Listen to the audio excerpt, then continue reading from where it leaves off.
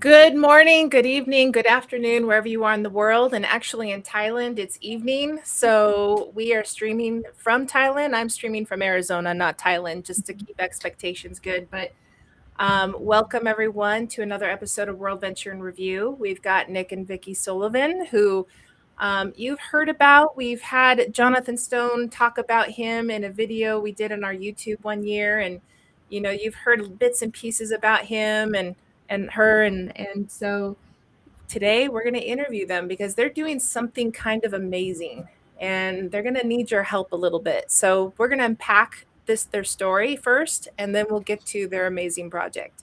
So welcome, Nick and Vicki. Thank you. Yeah, happy to be here.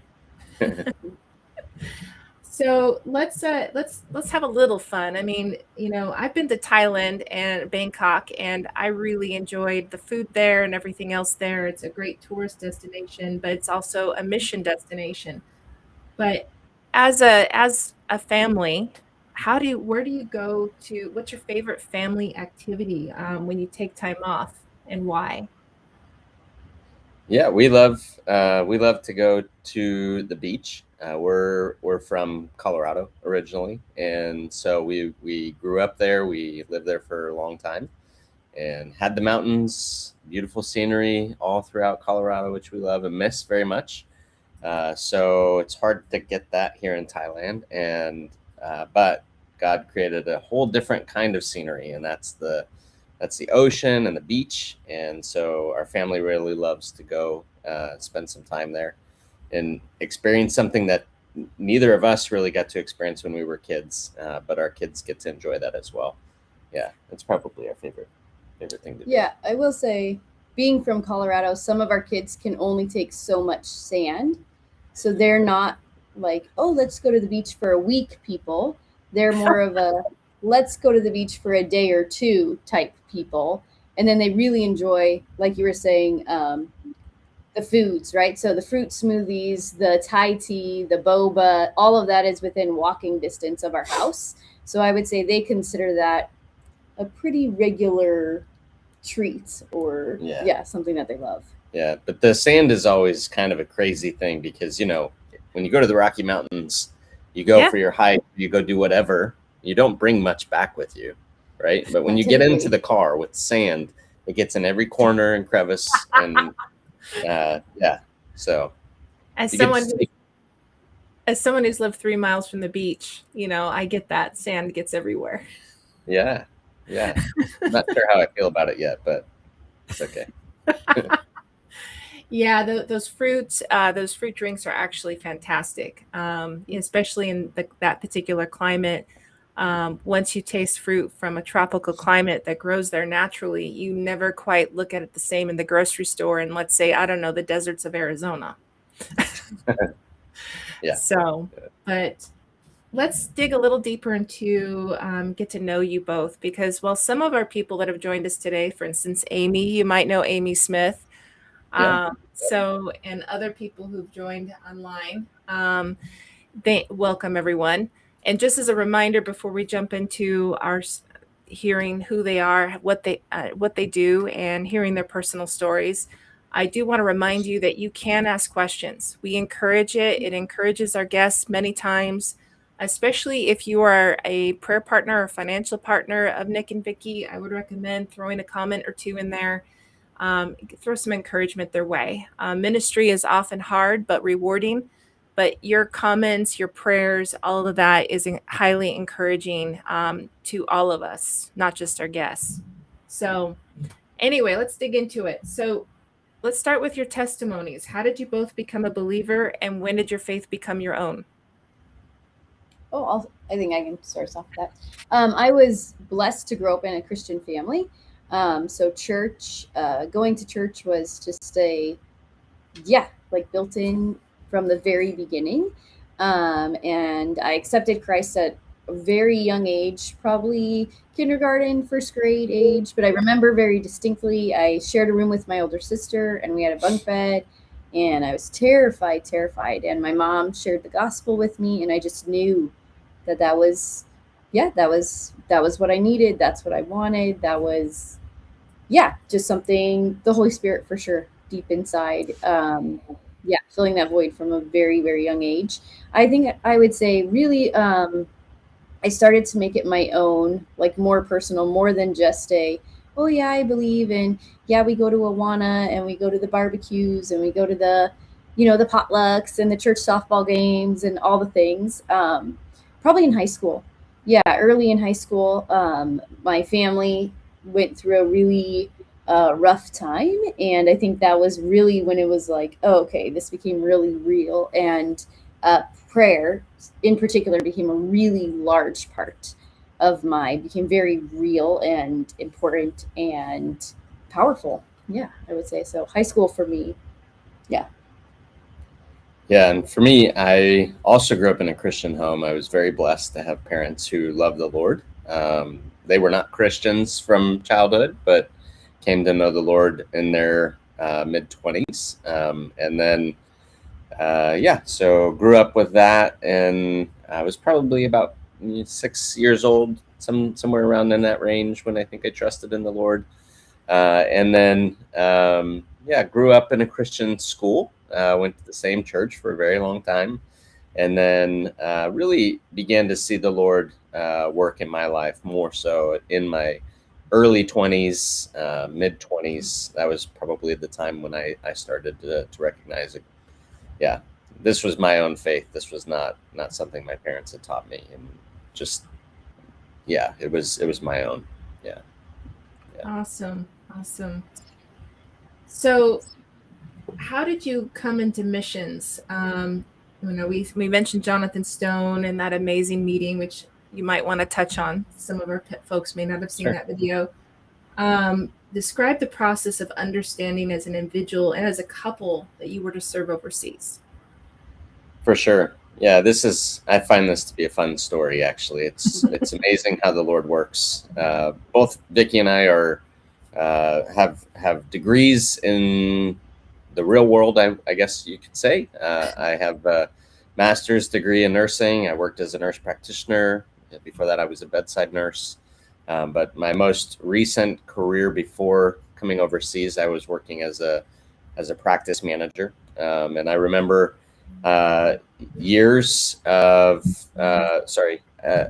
a year of driving back and forth between the clinic and just flipping on podcasts, listening to different sermons, and a lot of them were focused in on the gospel, discipleship, and the Great Commission. And after listening to about, I want to say it was like close to 30 different messages over the course of about 5 to 6 weeks time span that were just happened to be about those things, I came home one day and said to Vicki, I think it's probably time that we consider the Lord maybe stirring our heart for missions in some way, and not really knowing what that meant.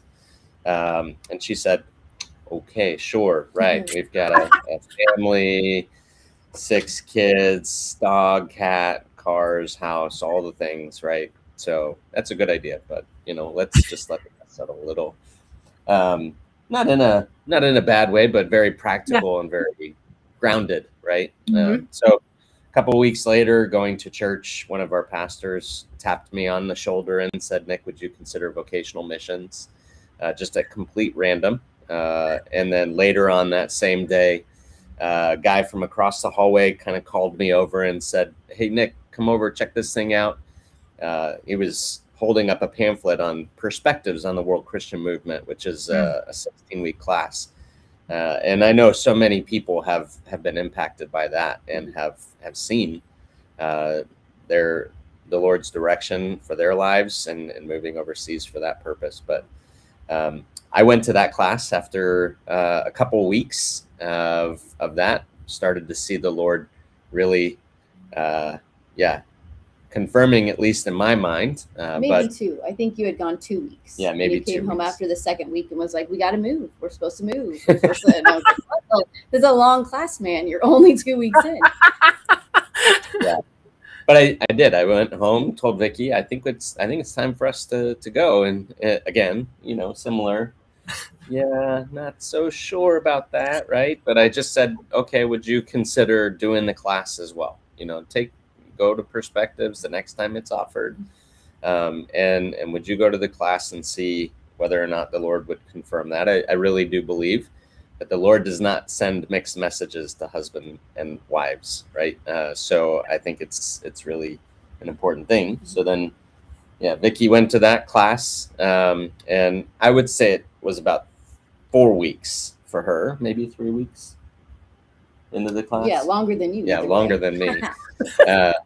But she came. I remember her coming home one day and she said, "Yeah, I see it too. I see the Lord is guiding and directing us toward overseas work." And so the long story made even hopefully not too long, but I got on a plane, flew over to Chiang Mai, Thailand in 2019 to do a training on Che, which we'll probably talk later on about. And while flying from Chiang Mai, Thailand to Yangon, Myanmar, I met Jonathan on the flight. It's a really fun story. I was terrified to death of what I was going into, and the Lord put this really wonderful, kind guy sitting in the seat right next to me. We hadn't spoke English. Yeah, he spoke English. He and I were the only foreigners on the flight, and he happened to be in the seat next to me, and yeah, he was just exactly what I needed. It was God's plan to put Jonathan right next to me. In fact, we didn't know who we were going to be going overseas with at that time, and I remember asking him, "Hey, who's your sending organ?" He said, "Oh, it's this place called WorldVenture. Do you know where that's at?" And no idea. He said, "Oh, it's in Littleton, Colorado." And at the time, and we were living in Littleton, Colorado. It was literally 5 minutes down the road. I had driven by it pretty much every single day for work, and had no idea that it was that it was there. So got to the hotel after arriving in Myanmar, and whatever way I could, I messaged Vicki and said, "I think I know who we're gonna go with." And amazing story. Just the Lord took us 8,000 miles away to learn about a place not even 8 miles down the road from us. So which is that's amazing, because if anyone, some of our people are watching today, and they know Jonathan is a very warm individual, caring individual, and that it was not an accident that he was in the plane next to you. Definitely not. That was definitely a God thing. Yeah, for sure. So in nearly every Q&A, we have folks have asked these questions many times about fundraising. It's the most intimidating thing that they feel about missions. So as an appointee, you're now appointed with WorldVenture. How did you grow through that process of raising up financial partners? And what kind of encouragement can you give people who are struggling with that part of it in making a decision to go with missions? Yeah, I think it is, very stressful, right? And one of those, it's a big part of it for sure. We were appointed in like the first week of March 2020. So the week after that is when everything started shutting down for COVID. So we were appointed early March 2020, actually came out to Thailand in October of 2021. So we didn't have like a super long initial support raising season. But it was very different. We did a lot of Zoom calls because nobody was leaving home. Nobody was visiting each other, right? It was just to look back now, it's like, oh, I can't believe we did that. That's so weird, right? But I think, when we felt really confirmed and solidified in the call to missions, it was a lot, like Nick said. We haven't talked about this part yet, but we do have 6 kids. So it was one of those. It was like, oh, if the Lord is truly going to call a family of 8, he will provide for a family of 8.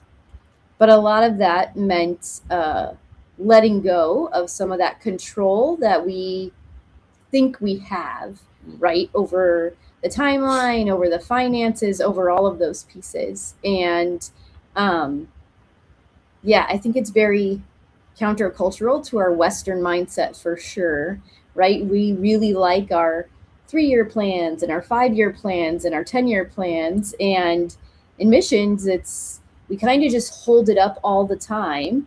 This is God's plan, and he has a 3-year, 5-year, 10-year plan, but maybe he hasn't shared that with us yet, right? And that's part of the faith, is stepping into that. The initial fundraising was hard. I think being on the field is still hard to struggle with that piece, especially as situations change for everybody across the world. So people who could support you financially in the beginning might not be in the position to do that anymore. And that's totally, the work of the Holy Spirit and the Lord working in their lives and working in our lives. And we just keep holding it out there and trusting that this call is from the Lord and he'll provide. And we just have to get out of our own way to wait for his timing and his provision to see it that way. So I guess my encouragement would be, just keep going back to those, like the stories for us, some with Jonathan Stone, some of those other ones. How do you know how do you know that you're called and that this is what the Lord has for you? And are you confident? Can you be confident that the Lord will provide those things for you? Because he will. Yeah. But it might not look the way you want or expect. I love to look at those things and see the pillars of God's grace. Yep. Because, if especially you go back and read the Old Testament, you see over and over and over again evidences of God's grace. Sometimes they're set up like pillars, like, fire or clouds or whatever, manna, different ways that God has provided for his people. And when you look back on our situation, we see the similar things. There's one story I'll just share real quick. When we were selling our house in Littleton, we had a big garage sale. And I remember both Vicki and I wondering, are we crazy? Like, we've got 6 kids. Is this going to be okay? And especially as we're making our kids say goodbye to all of these things. Well, while we're busy selling things and trying to take care of all of that, I remember one time, like, I haven't seen the kids for a long time. Vicki, where are the kids? I went to go look inside, and they had found, everything was cleared out of the house. All that was in there was a couch, a piano, and a couple of lights still set up. And so I went in, found the kids, and they had taken a ball of yarn, maybe, just a spool of yarn, and had wrapped it around, I guess it's called a skein, right? Wrapped it around all over the house into like a string maze. And they were playing, little spies, like trying to get up and over, all of the little balls of yarn. And I remember thinking at that moment, like, we're going to be fine. Like, they can, if all that they need is a little ball of yarn just to enjoy life, that's all we need. We don't need much, right? And that's a pillar of God's grace right there. To be able to look and see that the Lord will provide for us in any situation, and that we can be happy and content with whatever the Lord has already given us. That's a good place to be, and that's been a blessing to look back on. Yeah, but sometimes it's being faithful to take that next step. Yeah. I think I would say that confirmed our call to missions too, because first it was, well, if you haven't caught on, Nick is the ideas guy and tends to move much faster, and I tend to be the logistics person who comes up like, okay, I'll get there eventually, but I'm gonna, dot all my I's and cross all my T's type of person. But I think throughout the call to missions is, okay, yes, we're definitely called to missions. Does that mean we're called to be overseas workers? Does that mean we're called to support other missionaries? Does that mean we're called to stay in the U.S. and help with perspectives and, teach others about missions and mobilizing how every Christian has a part in missions. And so we kind of went down we're going to start down this avenue. We're going to take the first step and trust that the Lord will either open or close doors. And we're just going to follow. And if he keeps opening doors, we'll keep following. Yeah. So I'd say fundraising, that's also support raising, partner raising. Yeah, it's sometimes doors get slammed in your face, but that's okay. We don't get to decide those doors. Our job is to be faithful to take the step and see where the Lord provides. I really love that, especially the ball of yarn. But I do love what you said as well, that we don't need to don't worry about, those closed doors, but keep walking through the open ones. And I've always believed that God provides a way, either through the front door, through a window, over the building, around the building, underneath the building. There's a little bit of an extension of there's more than one way into the castle. But yeah, I really love that. So you're a family and you're living overseas. What were the initial challenges of living overseas with 6 children, and how did you overcome them? It started almost immediately when we got off the plane in Thailand. It was 8 days of COVID quarantine time period. Also, they only let 3 people in a vehicle, not including the driver, right? So 4 people. That. Yeah.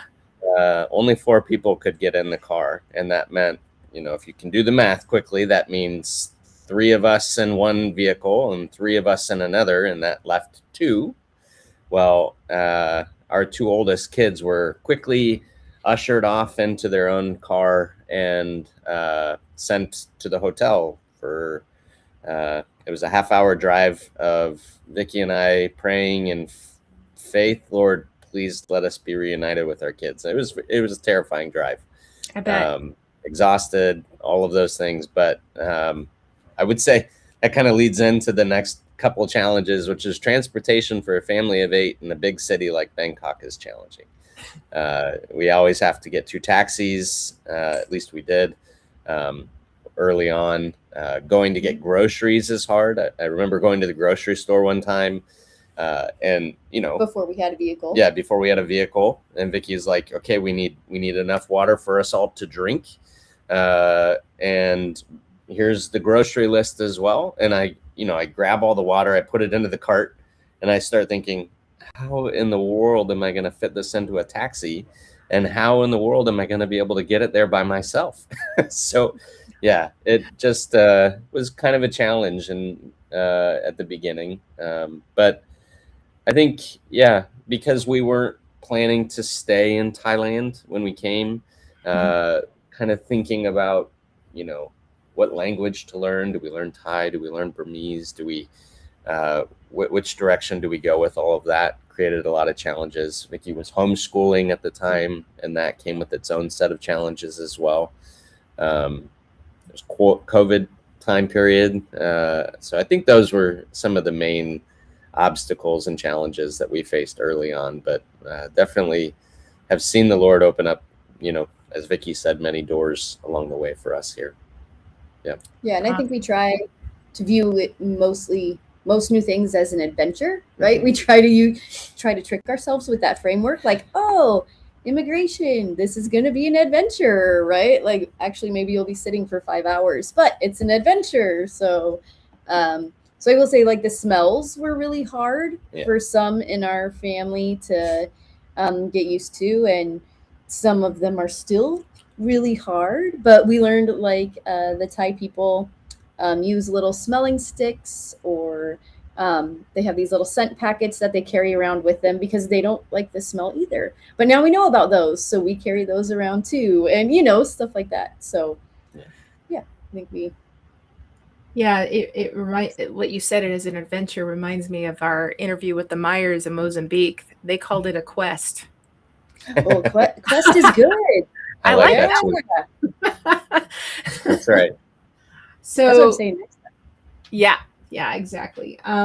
When you first, we're going to kind of break up your story a little bit here, but start from where you started with where you are now. So when you first went to Thailand, what did you both do with WorldVenture? Mine might be the easier piece. When we first came, like Nick alluded to earlier, we came to Thailand because there's a larger WorldVenture group here based in Bangkok. So originally the plan was to be in Bangkok for 3 to 4-ish months and then move on to Yangon, Myanmar, once it was more stable, or we could get in, or any of those things. So I was homeschooling the kids. That was my primary role. All 5 of the 6 kids were school age at that point. So that was my main focus, was just homeschooling, keeping it up and running. Yep. Yeah. And then Nick was my primary focus when we first came was learning language and culture. I think that was the main objective, although it was, as I mentioned, it was kind of challenging, because which language and which culture do I learn? Do I learn Thai? Do I learn Burmese? Yeah. So I did 3 months of Thai intensive study. It's like 5 hours a day for 3 months, and then flipped and started learning Burmese, which was a little bit more challenging. In this country that we're in now, not a lot of people like to use the language that their native people speak. So it's largely, a challenge to be able to practice and do all those things. And then in addition to that, I was partnered with another foundation locally here, where I did ministry among the Burmese as well. And then did some videos for Che for Bible College in Yangon. And then that had to kind of pivot and shift a little bit because of some of the challenges in the country, for Myanmar in particular, that they just had a really hard time getting those videos and getting it to work effectively. And so after that, then Vicki we realized that there was going to need to be a pivot. I think many people know this verse, but Proverbs 16:9 says, "Man plans his ways, but the Lord directs his steps." And we started to see that see that change coming. Yeah. Thank you for sharing that.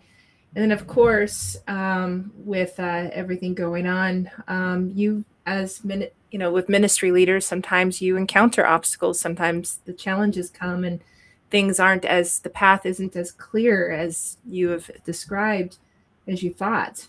So you were originally going to Myanmar, and now you weren't. So tell us a bit about that. How did you adapt and cope with the change of direction? Yeah, I think, the Lord sent Vicki and I overseas, but with that, we really believe that he also sent our whole family, our kids as well. And as we had been kind of living in what I call, kind of limbo land, kind of are we going, are we staying, what are we doing? That season, conversations with our sending church as well as with WorldVenture, because it has to be a team, working together. I really believe that. I think everybody kind of pulled reasoning together, and through prayer and the word, started to see the Lord, redirecting our path to stay in Bangkok. And it happened that a teaching position opened for Vicki at a local international school here that is a Christian international school, but unique because it still has greater than 50% of the students are not necessarily Christian, and so there's lots of opportunity for outreach and ministry there. And then for me, just trusting that the Lord was going to open up opportunities. And so, I think it was one day after school, talking to a friend of mine, a little bored, wondering, what do we do? What do we do after school when we have to be here every day, wait for our kids to... Another dad. Yeah, another dad from the school. And he says, what do you want to do? And I said, I'm a spouse of a staff member at the school. I can get us into the gym. I like to work out. And so he said, yeah, that sounds good. Let's go do some workouts. And so I had a prior background in doing fitness ministry in the US as well. And so it just was a light bulb moment for me, right? That, I can use that background, that training that I have in that here. And as I was kind of telling him I can help plan the workouts and do these things, other people were listening behind us. And so we had our first class. It was about 5 or 6 people. They wanted to come and join. And 2 weeks later, we had 15 people. And then Now, almost 3 years later, we've had over 150 different people join. And so it's been a blessing just to have a large group involved in that. But yeah, I would say, like we both really recognize the Lord's stirring for us to go overseas, and the people is important, but the gospel and it penetrating the hearts of whoever would be willing to listen to it was more important to us. And so it didn't matter to us really where we were. It mattered more that we obeyed the Lord, and it seemed that he was redirecting our path. And so, yeah, it's like Vicki has said a couple of times, just taking that one next step of obedient faith after the next. Yeah, but I would say, I mean, there were moments when it was hard, right? And like, oh, we're gonna stay in Thailand. What does that mean? What are we doing for this piece? What are we gonna do for that piece? Like Nick said, it's been almost 3 years, almost 4, right? Since that initial parent fitness class to now the ministry that Nick will talk about later, and that the QR code is for the Fit 12 too. So there was we're thankful to be where we are, but there was definitely along the way some of those days of, what is this, what we're supposed to be doing? That's not what we were planned to do. That's not what we told people we were going to be doing. Are we sure this is what we're supposed to be doing? How's it going here? But the Lord has been so good and so faithful that that initial foundation that Nick came in with, Thailand, for various reasons, really changed the laws regarding around the type of visa that we came in on. So me being able to take a position at that international school really gave us very secure visas, which was a huge hurdle and huge stress relief for sure. And and now I have I always planned to have ministry among my own 6 children.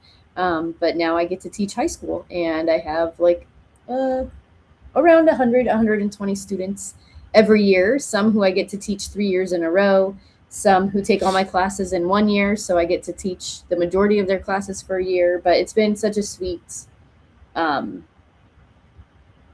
additional ministry that I don't think either of us saw coming for sure. So.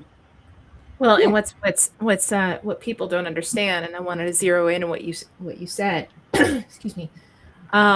Basically, we've got a lot of workers that work in international schools or Christian schools. It does not mean that the students are believers. In fact, a lot of times you've got diplomats' sons and daughters going. You've got people who are working in country who send their kids there. So like you said, 50% of the people, the kids not being believers, but the other 50% is basically kids that need discipleship, kids that need that kind of support that you provide.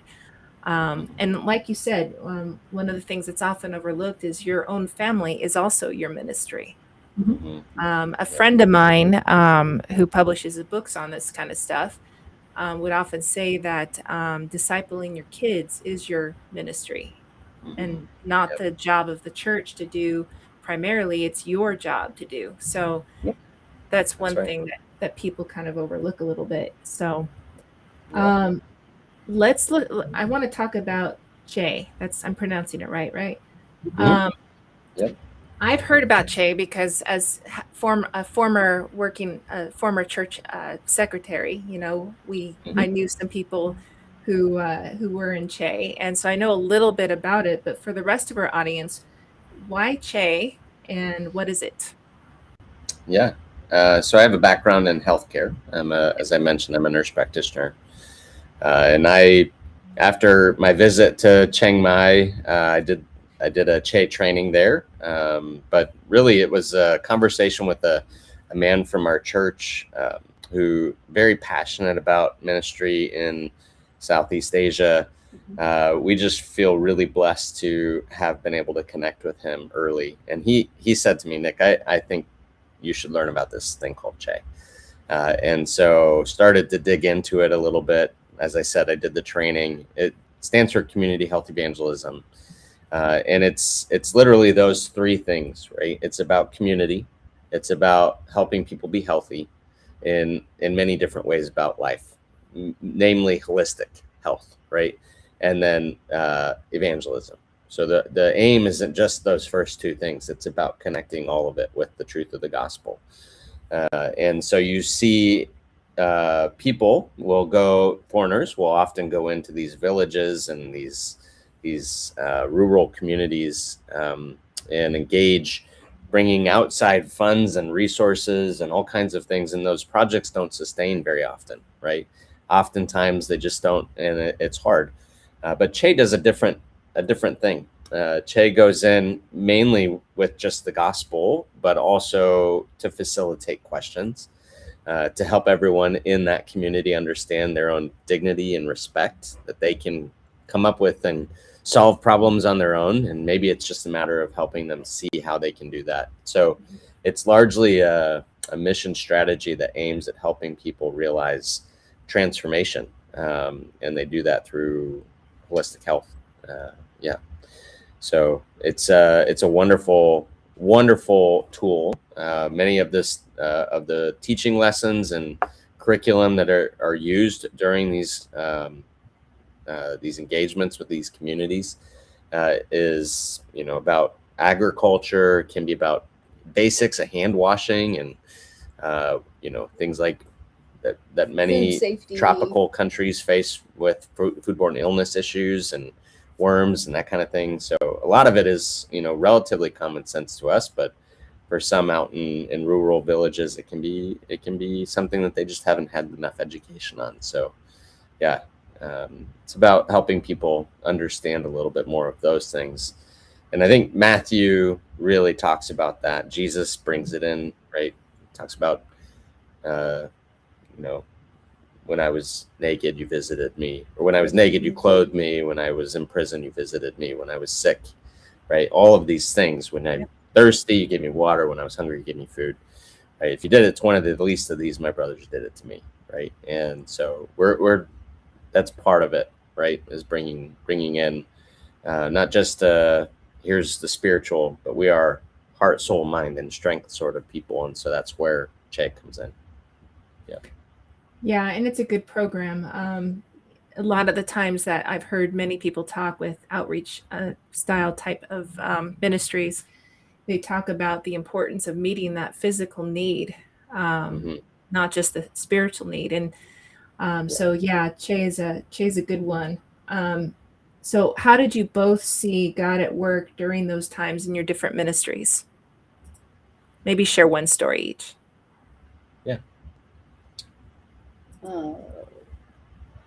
Well, I'll just share. So part of the hope of the fitness classes that I did was to hopefully connect to be able to do these classes called Christianity Explained classes. And so after a time of being able to meet with people in the fitness classes and build relationship with them, more and more people would ask the question, I don't know who Jesus is. I don't know anything about Christianity, and it seems like my child goes to a Christian school. Maybe I should consider learning about it. And it was the fitness side was the inroad to that conversation, right? But that was never the end goal. The end goal was to introduce people to Jesus, and Christianity Explained classes do that in a 6-week class format. If they're interested, they come and we go through the book of Mark, and we talk about the life of Jesus, his cross, the resurrection, what that means, that there's a judgment to come. We talk about what it means to repent and believe in the Lord Jesus Christ, right? So that they might be saved. And while I did have one of those classes and 6 or 7 different people came, unfortunately, at this point, nobody's trusted in Jesus that I can tell, but seeds have been planted, right? Mm-hmm. And that's the aim, and those relationships continue. So, yeah. Yeah, and I would say as teaching, a lot of these students, like I said, some I teach just for 1 year, some I get to teach over 3 years, but I get to build pretty strong relationships with quite quite a few students, which is, yeah, wonderful. They're great. They're wonderful students. But when we had been here, it was my second year teaching. Our son has gone through some major medical challenges since we've been in Bangkok. And that's impacted our family significantly and was really hard. He has epilepsy, and so he started having seizures the second year that we were at the school.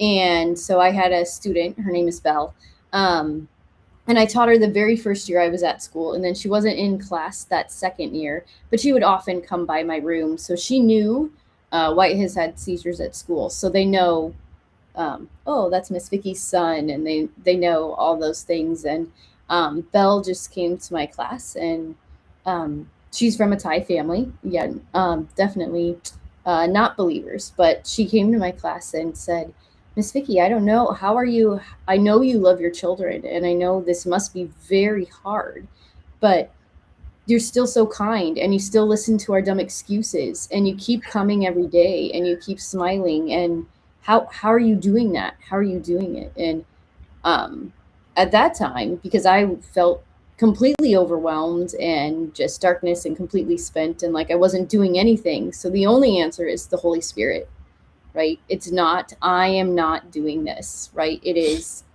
because we have faith and we have hope and we have belief in something that's much, much higher than epilepsy or my son or any of those things. And so that was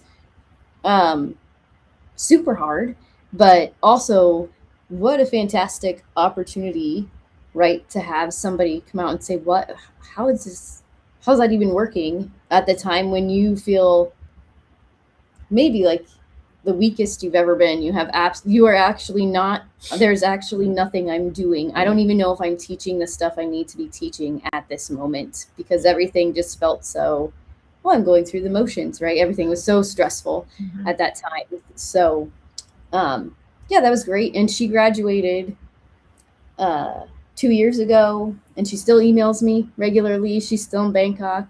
She comes to the school, comes to visit me. So it's like Nick said, those seeds that are being planted and those relationships that are being built. And I think a lot, especially in the international community, they want to know that you're going to stay, right? A lot of people come and go, especially in Bangkok. Bangkok, of course, is a giant city. So a lot of people come in for 2 years and then their business moves them somewhere else, so a lot of times it's, oh, are you really going to still be here? Can I really still email you? What does that look like? So, but the Lord has been so good and so faithful to bring those opportunities where it's like, oh yeah, it definitely couldn't have been us. Yeah. Because we can stake no, oh yeah, this was our own doing. That absolutely not. So, yeah. And how's your son doing lately? Yeah, by God's grace, he's doing much better. Yeah. It's been quite a while since the last seizure, thankfully, and so it's a sweet thing to have an extended period of time without one of those. So, yeah. Good. Thanks for asking. So I know that's why some of you are online. I want to welcome Prudence, AG Crow. We've said hi to Amy, so I'll say hi to Amy again. I want to welcome all of you who've joined us. Again, you can ask questions if you'd like, but put them in quickly. People are probably here to hear about your big new ministry project that is kind of a big deal. So tell me about Fit 12.2 and how you came up with the name. Tell me about it. What is it? Yeah.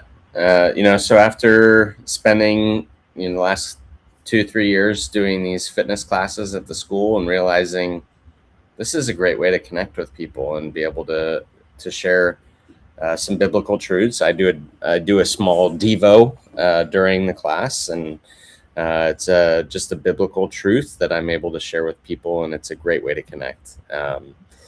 But after doing that, and then remembering that I'm a nurse practitioner and that I love Che, I'm like, Lord, what are the things that I should do, what shouldn't I do? And he's like, yeah, do it all. And I feel like I'm also, Vicki mentioned, I'm also an inventor, creator kind of guy. I love to think about ideas.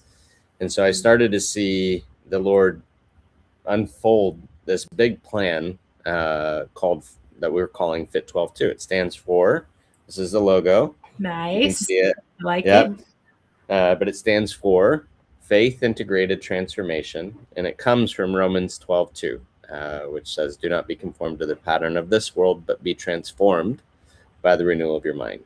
And so, Fit 12:2 is going to be a faith integrated transformation center, essentially. So it's 3 different tiers. There'll be fitness, health education, and training, essentially.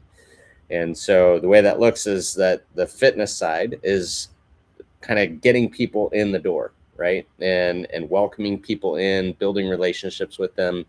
We'll be using a model called Total Fit, which is very relational. It's a wonderful model, asking a lot of questions of people and getting people talking, which is kind of unusual in a gym setting.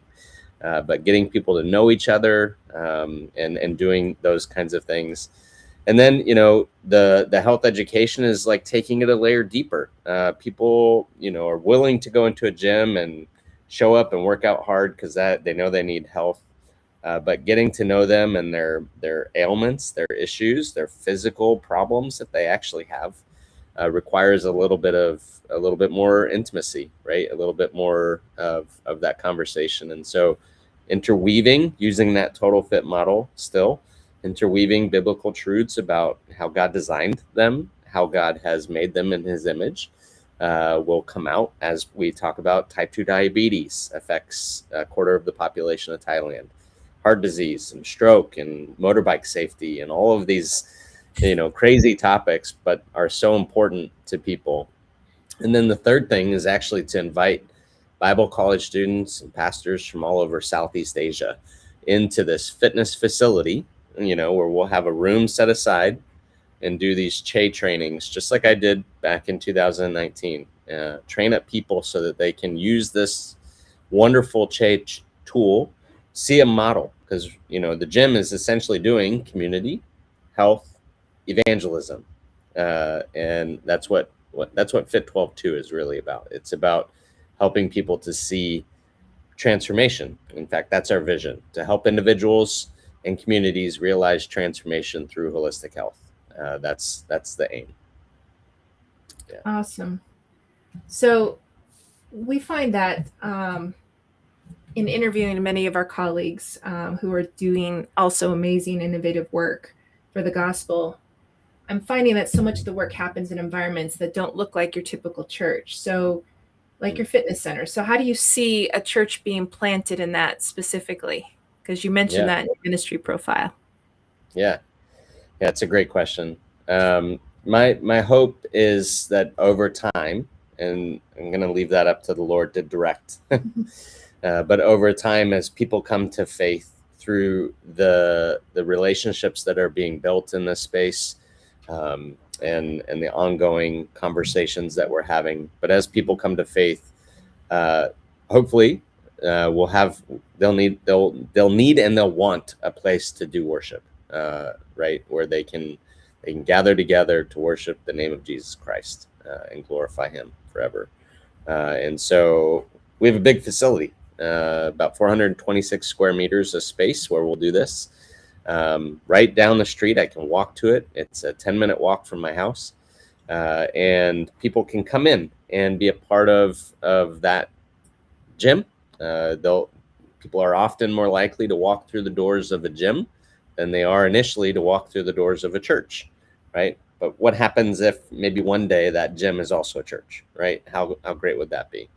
And so, I think the hope is that we can use that space for God's glory every day of the week, including for the day when we can hold a church service and do it that way. Yeah. Well, and also just having spent some time in gyms myself, But if you look at different gyms out there, they actually have a sense of community. I mean, there's a local rock climbing gym in my area, and there's a sense of community of hanging out together, doing stuff together. So the gym is a great place, I mean, to have that sense of community. But you're right, when you go to a gym, you put your earbuds in and you ignore the world, and that can also happen. But when you're very intentional in creating this kind of fitness program, that could really be transformative. Yeah, that's so right. Now, the question I really have for you is, how much have you raised so far for FIT, and how much do you still need to raise? Yeah, that's a great question. So far, we've raised around $90,000 by God's grace. I feel like I was waiting for like the clapping in the background to go off, but it didn't happen. But and angels to sing and horns to blow, and Oh, sorry. Yeah, but we have a long ways to go. Ideally, we would raise $250,000 for this project. Seems like a lot, but got to pay for rent, pay salaries of staff members to be involved in this, pay for gym equipment, maintenance, water, utilities, all of the things that you would find in a fitness facility. And at a minimum, we need $150,000. So still about $60,000 to reach what I would call like level 1 to get to where we need. But if I'm being honest, I think $250,000 is what I've budgeted for and what we would love to see. Yeah. So if you're watching out there and you feel the Lord's leading to give, you can scan the QR code up there, or if you're watching on social media, the link for Fit 12 is under the link called Mekong Community, and you can click on that and it will go to it, and you can make a one-time donation or become a monthly donor, as I'm sure that even after you reach 250,000, and I'm saying when, because I believe that it's when, not if, with the track record of how God has worked through your lives. When it's raised, I'm sure there'll be other costs to managing it and everything. So if you want to give, scan the QR code, click on the links, and make a one-time donation as low as $50 or $100, or if you want to support it at $20 or $25 a month, or if you want to be really generous, it is tax deductible, and you want to give over, I think it's 10,000 is a limit online. You can contact WorldVenture through the phone or at giving@worldventure.com to make those arrangements for those larger donations. So how far, I think I read something that you've come a little bit far and you started to build it. So tell me about that. How far have you come in creating the center? Yeah, so we have identified a location. We've recently put a deposit down on that space, made some initial purchases of some equipment. Actually got a great deal on that. Very thankful for that. And then they started building the space. Yeah, they've started building out that space. It was formerly a gymnastics studio, so it was actually already pretty much ready to go. It's a fun story, actually.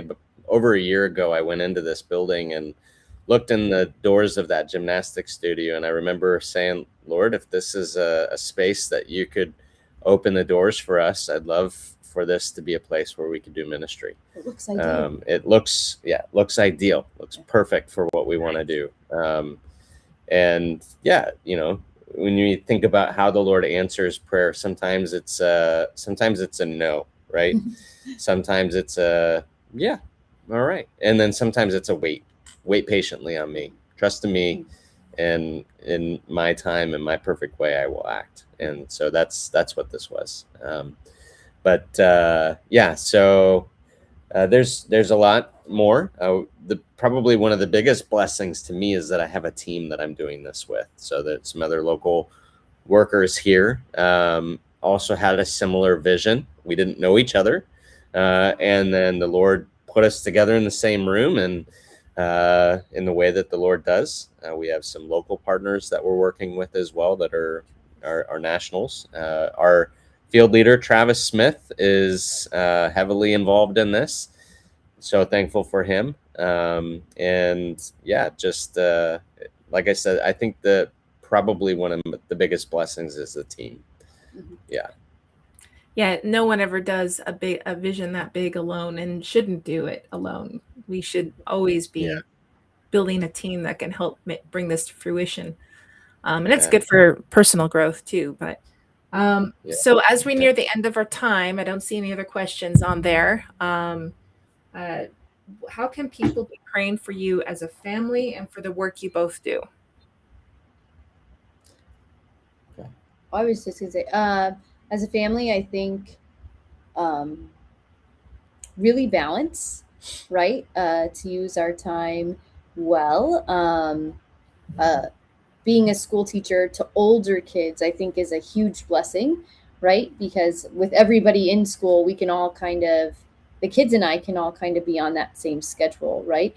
But with Fit 12-2 really taking off and opening up, that'll change Nick's schedule quite a bit. So really that flexibility and that patience and just that balance with each other, I think that's big ones. Yeah. Yeah. I'm still learning Thai. That's going to be an ongoing thing for a long time. So maybe lifetime. Yeah. So that's an element, but yeah, of course, just patient endurance. Starting at the call, we talked about going to the beach. Well, we did that just a couple days ago. Over the summer break, try to get together as a family, 3 or 4 days away, and on the way back, just before we got in our car, push the button to get it started, and it doesn't start, so the battery's dead. Finally get it jumped after an hour of waiting, get home, air cons are leaking. That evening, big storm comes through, power gets knocked out for an hour, no fans, it's hot and humid in Bangkok. Yeah. We should have stayed on vacation. Yeah. Yeah.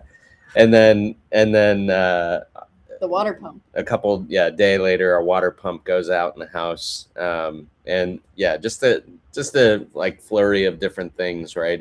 It's just the reality of life over here. While you're trying to get the foreign business license and set everything up and meet all the requirements. So, pray for those small things not to become giant mountains, it's the little things sometimes that can really rock the boat. And I was reminded by one of the members on my team just to, not lose sight of Jesus's eyes while walking on water, which I think is a funny way of saying it, but I love that. Right. We just got to keep trusting that the Lord is going to do what he does. Mm-hmm. Yeah. You don't know where your feet will land, but you're going forward and putting your feet down on the ground, trusting God to shine a light on each step so you can see at least that far ahead. Yeah. So, yeah. Perfect. So you've all got the prayer requests out there. Please make sure that let us know if you're going to be praying in the chat. That would be great. Or send us an emoji. It's an encouragement. But we will put a shorter version of just the prayer requests out as well sometime this week or next week, so that you're reminded to pray for this project, pray for them as a family. But thank you all for joining us for this episode. And thank you, Nick and Vicki, for sharing your hearts, for sharing what you're doing, it's always great to talk to you. And everyone else, if you go to worldventure.com/events, you will see we have other episodes of World Venture in Review coming. Mission of the Church, we'll be setting up some new interviews for that. So bookmark our website there. And we're planning lots of different things to help you grow as a Christian, to help you know who Christ is. If you're watching, and you don't know who he is. We're planning lots of things in the future. So please bookmark worldventure.com/events.